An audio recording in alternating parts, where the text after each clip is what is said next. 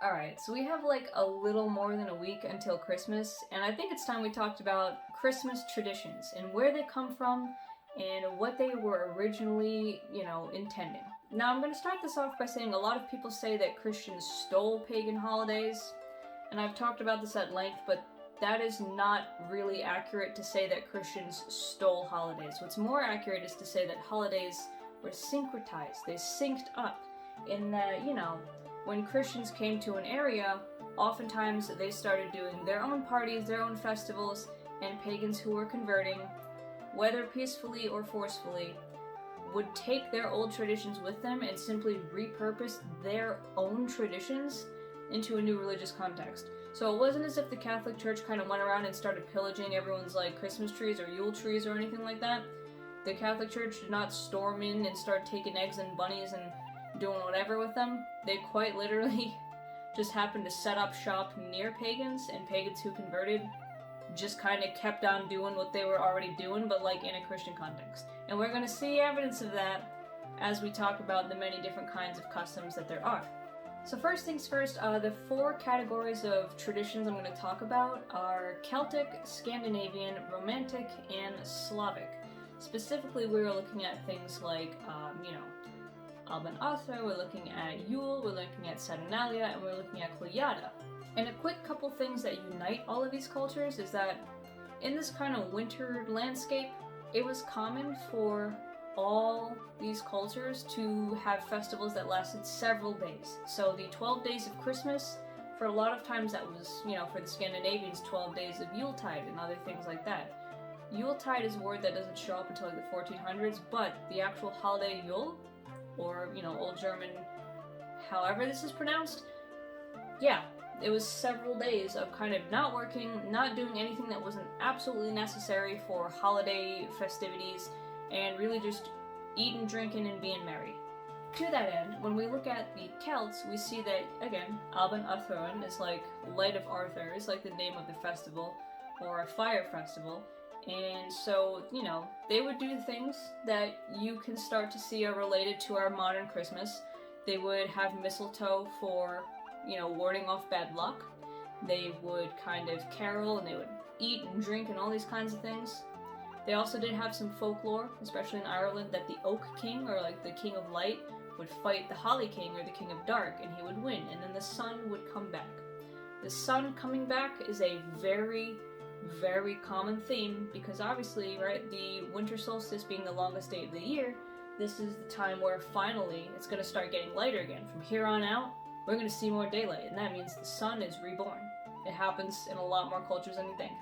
A lot of Celtic festivities would also include wearing masks and dressing up in costumes and, running around scaring away bad spirits, you're playing games.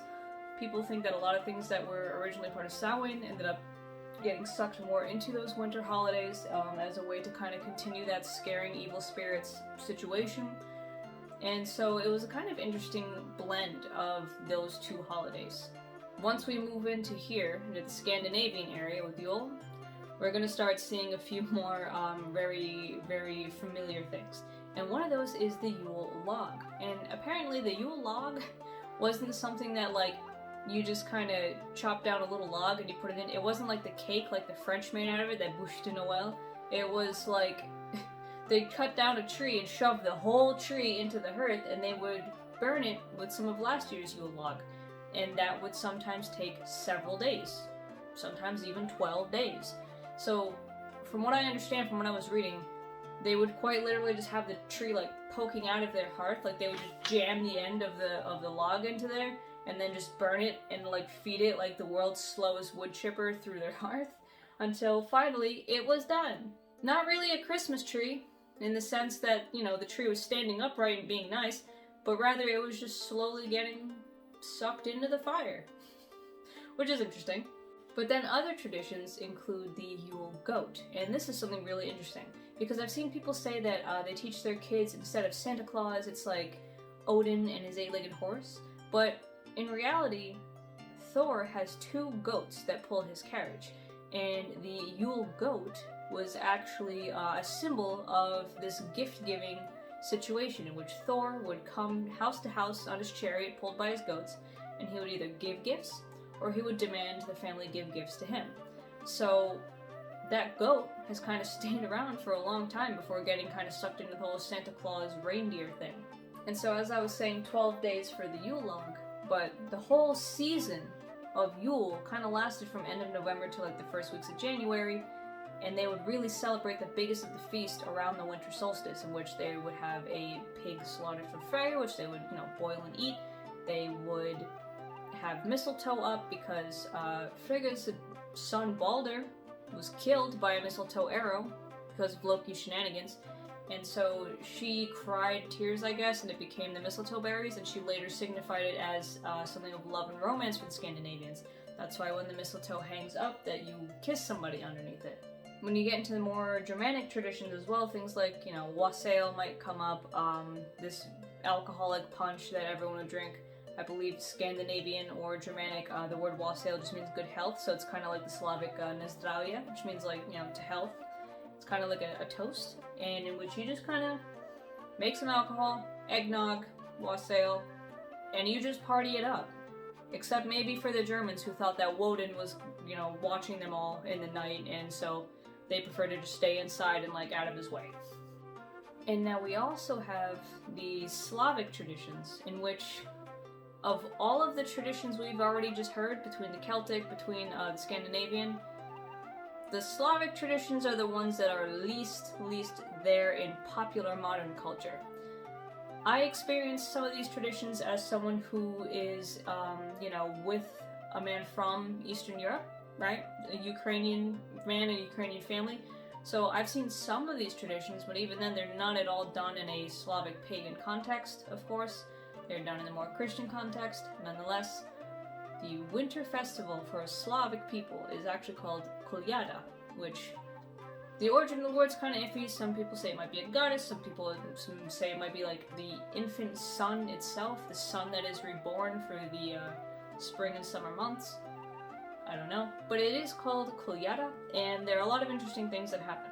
So first of all, like the Celts, oftentimes you have people putting on these animal masks and running around singing songs, other things like that. Not only was that to kind of invoke these animal spirits as wise teachers and wise spirits, but it was also to kind of scare off the spirits of Nav, or the Slavic underworld, that were running around causing mayhem on this night.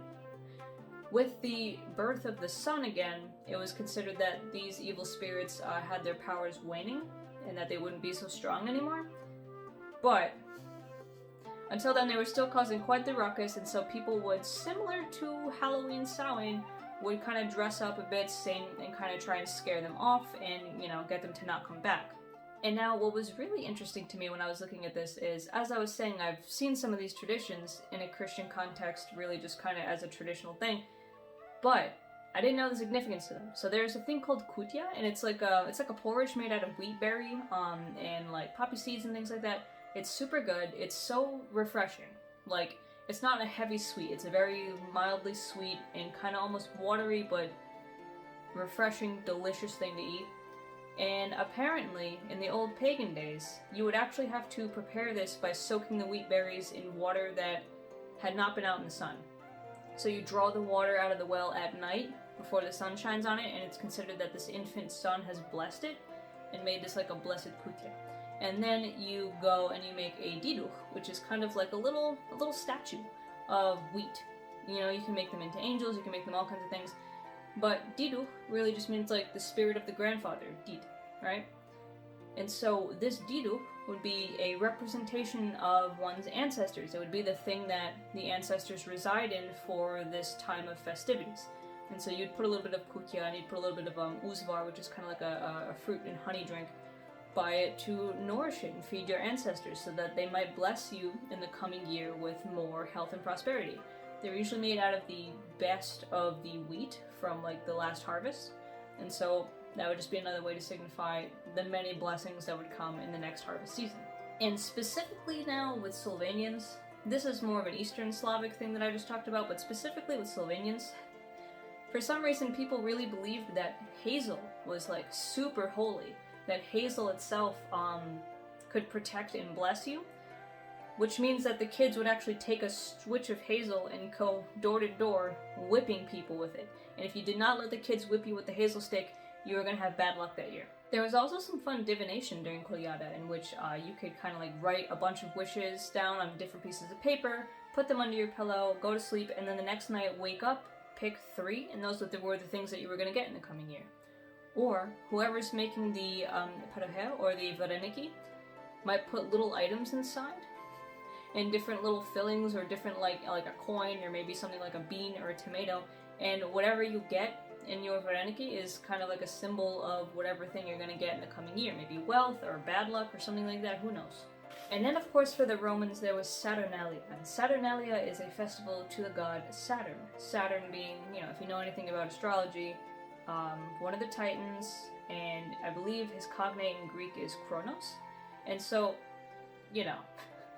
very interesting festival, and oftentimes the lowest of the house would also be invited to participate, like the slaves and things. Sometimes the slaves would even be served by their masters in a flip-flop of the Roman social order. So that was where like the very lowest would be crowned the Lord of Misrule, and his whole thing was to just run around causing mayhem that night. But just as the Scandinavians did, it seems that the Romans also had a lot of traditions of gift giving and, dressing things up in evergreen around the house, wearing really festive clothing, eating, drinking, just like full-on partying for several days, so on and so forth. It actually used to be a one-day thing on December 17th until it became like a good week of just going nuts. And most interesting is actually this kind of mythical cult of like Mithras being this undestroyable sun god, who is said to be born on December 25th. So this cult was kind of reserved more for like the higher ups, right? Like military officials or, upper class people. And so it was a mystic cult, which means that you had to be initiated into it. So it kind of died out because they kept it secret and no surviving practitioners remain. But it was this cult that really pinned December 25th as this kind of cult of Mithras day. It was also believed that women would like fly over the fields at night to bless the fields with prosperity, which may be a source of inspiration for the Italian Christmas witch La Befana. More about that later. And now this leads us directly into how Christianity kind of ended up sucking up a good few of these traditions. When it comes to Christianity and Christian traditions, there's plenty of background for it, and there's also plenty of ways that it kind of got, run over basically by all of the other traditions of converting people. And one of those is with the cult of Mithras' day, December 25th. It was actually Pope Julius I, around like 450-ish AD, that decided, yep, that's going to be the day. That's going to be the day we celebrate our holiday, our wintertime festivities of Christmas. We're going to do it on December 25th, specifically so that maybe all of these pagans here will stop doing Cult of Mithras, will stop doing Saturnalia, and start paying attention to our festivals. Because a lot of times, I know we all want to act like Christians came and just started warring and fighting and like making a mess and just deleted all the pagans, but the reality is that a lot of times they pulled like a Wendy's and Burger King, where like you'll see Wendy's here, as in like the pagans doing their own thing, and suddenly across the street comes a Burger King. Catholic Church was the Burger King, and all of their holidays were all of their menu items. So obviously Pope Julius decides to set Christmas right there next to Saturnalia and, the Mithras birth date, and bang. Now you've got a whole separate festival going on that people who are maybe on the fence about converting can now kind of just do alongside whatever else they're doing, and slowly people stopped doing pagan festivals and they started doing these ones. And this kind of date of, December 25th is Christmas, by the end of the 6th century, right, by like the end of the 500s or so, that was all the way up to England. That was pretty much almost universal with that whole swath of area. Doesn't take that long, I guess. But specifically in Germany, as I was saying before, the Scandinavians didn't really put a tree up in the house. They kind of fed it into their fireplace like a very slow and fire hazardy wood chipper. Where the actual Christmas tree came from is apparently Martin Luther himself, who one day, I don't know, the lore goes that he looked up at a pine tree and saw the stars twinkling through it, and he thought that was so cool and such a symbol of like eternal life and Jesus and all that, that he cut the tree down, put it in his house, and put a bunch of candles in it.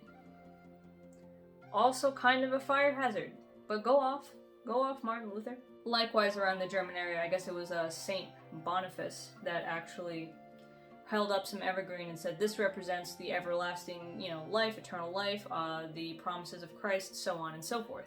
And now to come back to La Befana, apparently Befana means something like epiphany, or is related to the word epiphany, and as this kind of old little witch, she represents all of the old things of the past year that she, with her broom, sweeps away to make room for the new year. And she is the Christmas witch. So, like Saint Nicholas, who ended up being the gift giver in especially Catholic Christianity, La Befana goes around on January 5th to give all of these gifts to children. And the lore is that, when the three kings came, they asked her if she wanted to come with them, and she said, oh, no, I've got house chores to do, but you can stay for a night. So, she lets them stay. The three kings eventually the next day say, are you sure you could come with us and meet Jesus? And she's like, no, I have work. And then she regrets it. So she runs out, and to make sure that she gives a gift to Jesus specifically, because she doesn't know who's who, she gives a gift to every baby to make sure that she doesn't miss a single one. And now we have a Christmas witch giving gifts to all the children on January 5th, the night before the Epiphany. Likewise, as I was just saying with St. Nicholas, December 6th, his feast day, that is actually the time that Christians would do the gift-giving thing for the most part. Germans specifically. Germans and other people who were, dealing with St. Nick, maybe the Scandinavians, and they also have their Santa Lucia festival. This would be the day. So my mom, as someone growing up in Germany, they didn't do gift-giving on Christmas. They did on December 6th. They would wake up to shoes full of like toys and candy and all these kinds of things. That was the lore of St. Nicholas. St. Nicholas would come and put gifts in children's shoes, and they would wake up all happy the next day. But another interesting Christmas tradition, and this is just something that could be traced from anywhere. Honestly, Saturnalia had a lot of lighting candles. We know the Scandinavians did. Even with the Jewish Hanukkah, the Festival of Lights, which is a lot of things like that, candles and stuff. This all kind of seemed to come into play with the Advent, like the Advent wreath. So the Advent wreath is really cool because there are 4 candles on it, and each one is lit on each of the Sundays leading up to Christmas.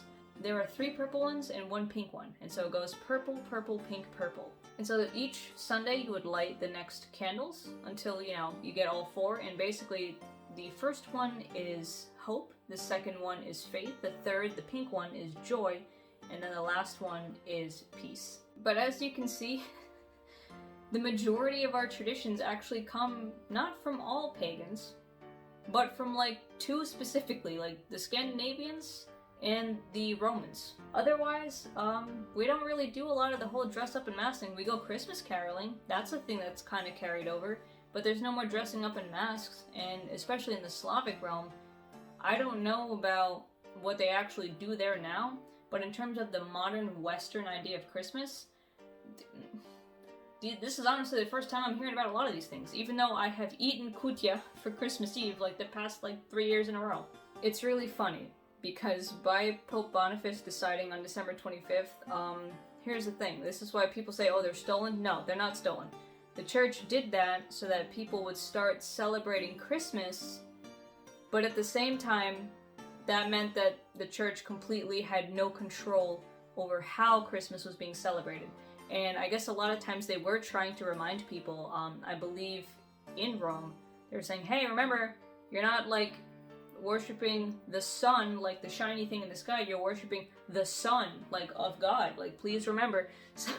So a lot of times it was really the church having to remind people, yes, great festivals, remember our festival, right? We're doing our festival, we're not doing that, we're doing our festival, right? And so this is why a lot of these things got into Christmas tradition, because the church literally could not stop them from doing it. That's the thing, the church did not take these things, the church simply could not keep them out. But basically, guys, when it comes to traditions and the pagan sources of Christmas traditions, Honestly, you're going to be better off if you want to reconnect with any of them to actually look into your ancestry specifically, rather than just kind of trying to, you know, go by like the standard lore. Like the modern day lore of like all these things were actually pagan, it's kind of like they're not entirely wrong, but also this is rhetoric that like really muddies the waters and makes otherwise very interesting and diverse European cultures become this kind of cobbled together monolith, which really isn't accurate, nor is it fair to either Christians or pagans. However, now you can kind of see a very direct line to where a lot of our cool Christmas traditions come from, as well as a few new ones that ended up developing with the holiday, like the actual Christmas tree, like the Advent wreath, and so on and so forth. But I hope this was an informative episode on all of the many traditions that make up this awesome time of year, and I hope you guys are having an awesome time getting ready for it too. So, with that, I will see you guys around next week for a little bit more magic talk, and I hope you have a great rest of your week. See ya! By the way, if you want to see these videos 2 weeks earlier, consider subscribing to my Patreon, where you not only get all these videos, but also recipe cards, specific deity profiles, and lots of other interesting things to look at. Video tiers start at $10 a month, so definitely consider checking it out.